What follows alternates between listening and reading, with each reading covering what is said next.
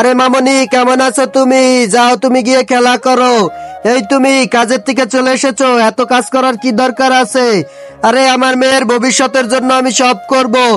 ডিঙ্কা চিকা, উই দেখ তোর বাবা খেলা দেখাইতাছে। ইয়ে বাবা টেডি সেজেছে। এই না ভাইয়া, তুমি কেকটা খাও। ভাইয়া আমার নেকলেস চুরি হয়ে গেছে। আরে কি বলতাছে, নেকলেস চুরি হয়ে গেছে? মনে হয় ও নিয়েছে, ওকে তো আজকে মেরেই ফেলবো। চুরি করস আমার বোনের নেকলেস? আরে স্যার আমি নেইনি।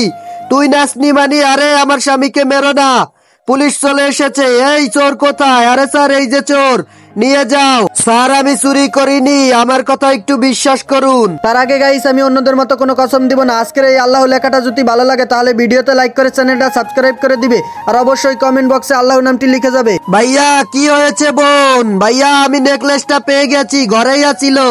আরে আমার স্বামী বেঁচে গেছে। সরি ভাই, তুমি বাসায় যাও। আচ্ছা ঠিক আছে, আমি যাইতাছি। আমাকে ওরা শুধু শুধু মারলো, পরিবারের জন্য কতই না কষ্ট করা লাগে।